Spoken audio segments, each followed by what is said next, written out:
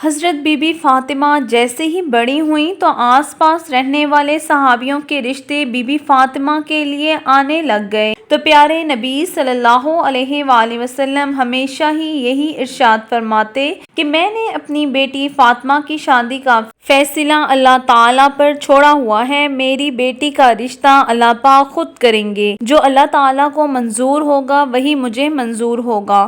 تو آپ ہمیشہ انکار کر دیتے۔ ایک دن حضرت ابو بکر صدیق رضی اللہ تعالیٰ عنہ اور حضرت عمر رضی اللہ تعالیٰ عنہ مسجد نبوی میں تشریف لائے اور ایک دوسرے سے بات کرنے لگے۔ وہ آپس میں بی بی فاطمہ کے رشتے کے لیے بات کرنے لگے کہ سبھی صحابیوں نے بی بی فاطمہ کے رشتے کے لیے پیغام بھیجا ہے لیکن حضرت علی نے کوئی بات نہیں کی۔ حضرت عمر فاروق فرمانے لگے کہ میرا خیال ہے کہ حضرت علی رضی اللہ تعالیٰ عنہ اپنی غربت کی وجہ سے کوئی بات نہیں کر رہے، اگر ان کے دل میں یہ بات ہے اس وجہ سے انہوں نے رشتہ نہیں مانگا تو ہم حضرت علی کی مدد کریں گے۔ حضرت ابو بکر نے کہا کہ ہم حضرت علی سے پوچھتے ہیں، اگر وہ غربت کی وجہ سے انکار کریں گے تو ہم حضرت علی کی مدد ضرور کریں گے۔ اس طرح وہ بات کر کے مسجد نبوی سے اٹھے اور حضرت علی کی تلاش میں نکل پڑے۔ وہ صحابی حضرت علی کے پاس آئے اور فرمانے لگے، اے علی، پیارے نبی کی بیٹی کے لیے قریش کے جوانوں کے رشتے آئے ہیں، لیکن پیارے نبی صلی اللہ علیہ وآلہ وسلم نے یہ کہہ کر انکار کر دیا کہ میں نے یہ فیصلہ اللہ تعالیٰ کے اوپر چھوڑا ہوا ہے اور آپ نے ابھی تک کوئی پیغام نہیں بھیجا ہے۔ آپ میں تو سب اچھی عادات موجود ہیں اور آپ تو پیارے نبی کے رشتہ دار بھی ہیں۔ حضرت عمر اور حضرت ابو بکر صدیق رضی اللہ تعالیٰ عنہ فرمانے لگے کہ ہمیں لگتا ہے کہ پیارے نبی بی بی فاطمہ کے رشتے کا معاملہ آپ کی وجہ سے روک رکھا ہے۔ یہ سن کر حضرت علی کی آنکھیں نم ہو گئیں اور کہنے لگے کہ مجھے حضور صلی اللہ علیہ وآلہ وسلم کی بیٹی بہت پسند ہے، میں ان سے شادی بھی کرنا چاہتا ہوں، لیکن میں اپنی غربت کی وجہ سے محمد صلی اللہ علیہ وآلہ وسلم سے کوئی بات نہیں کر پاتا۔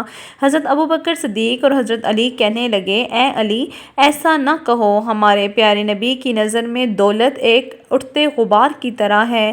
حضرت علی خاموش ہو کر گھر چلے گئے، گھر میں کچھ دیر بیٹھ کر آرام کیا، اس کے بعد اپنا اونٹ کھولا اور اس کے اوپر سوار ہو گئے۔ پیارے نبی صلی اللہ علیہ وآلہ وسلم دروازے کے پاس آ کر دروازہ کھٹکھٹاتے ہیں، اندر سے حضرت کلثوم کی آواز آئی اور کہنے لگیں، دروازے پہ کون ہے؟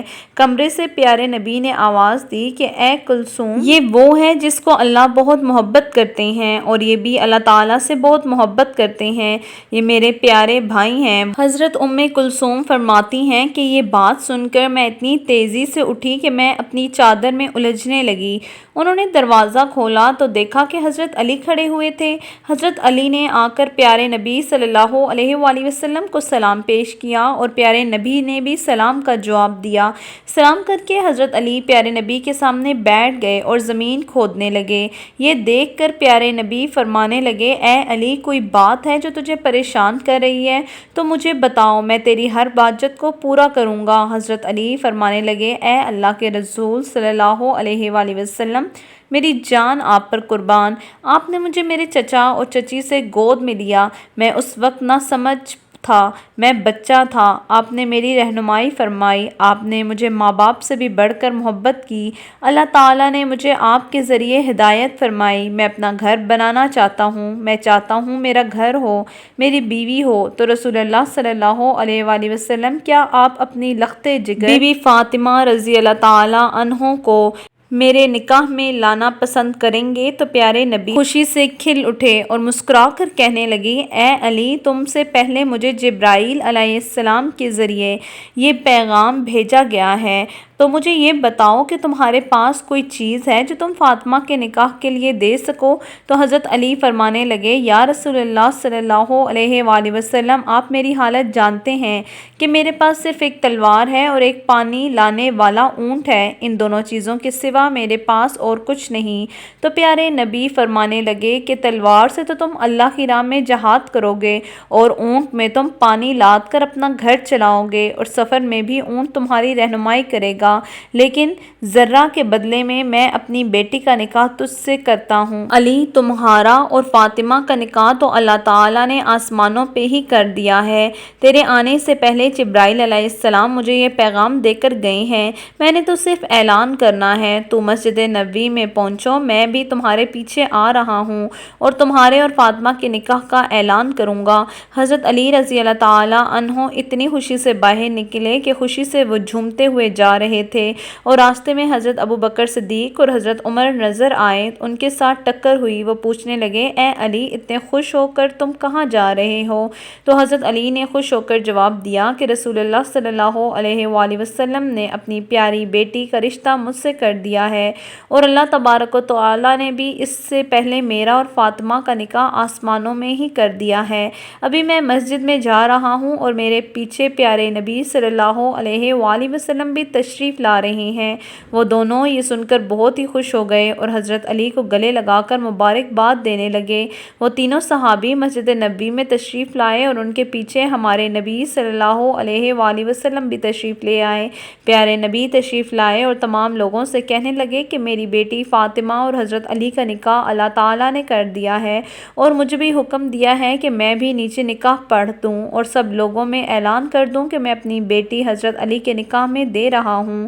اس طرح پیارے نبی صلی اللہ علیہ وآلہ وسلم نے حضرت علی اور بی بی فاطمہ کا نکاح وہاں پڑھا دیا، اور اس کے بعد پیارے نبی نے فرمایا، اے علی، تو کھڑے ہو کر خطبہ نکاح پڑھو۔ حضرت علی نے کھڑے ہو کر یہ خطبہ پڑھا کہ سب تعریف اللہ کے لیے ہے، ان کی نعمت کا شکر ادا کرتے ہیں۔ میں گواہی دیتا ہوں کہ اللہ کے سوا کوئی عبادت کے لائق نہیں، اور محمد صلی اللہ علیہ وآلہ وسلم اللہ کے بندے اور اس کے رسول ہیں۔ آپ نے فرمایا، نکاح اللہ کے حکم پر عمل ہے اور آپ نے اس کی اجازت دی ہے۔ سرکار دو عالم صلی اللہ علیہ وآلہ وسلم نے اپنی پیاری بیٹی فاطمہ کا نکاح مجھ سے کر دیا ہے اور میری ذرہ کو بطور حق مہر مقرر فرمایا ہے۔ میں اور سرکار صلی اللہ علیہ وآلہ وسلم اس نکاح پر راضی ہیں۔ تم سب لوگ بھی پیارے نبی سے پوچھ لو اور ہمارے نکاح کے گواہ بن جاؤ۔ سبھی مسلمانوں نے وہ نکاح قبول کیا اور کہا کہ اس جوڑے کو اللہ تعالیٰ کئی نعمتوں سے نوازے اور یہ جوڑا محبت اور خوشحالی سے رہے۔ اس کے بعد حضرت علی نے اپنی ذرہ لی اور بازار میں حضرت عثمان غنی کو فروخت کر دی۔ اس طرح سے یہ خوبصورت نکاح ہو گیا۔ ان دونوں نے بہت ہی صبر کے ساتھ اپنے دن بسر کیے۔ ان کے اوپر بہت ہی غربت کے امتحان آئے، لیکن ہر امتحان میں پاس ہو کر اللہ کی راہ میں دیتے تھے اور اللہ تبارک و تعالیٰ کی عبادت کرتے تھے۔ اللہ تعالیٰ نے اس جوڑے میں بہت ہی محبت قائم کر دی۔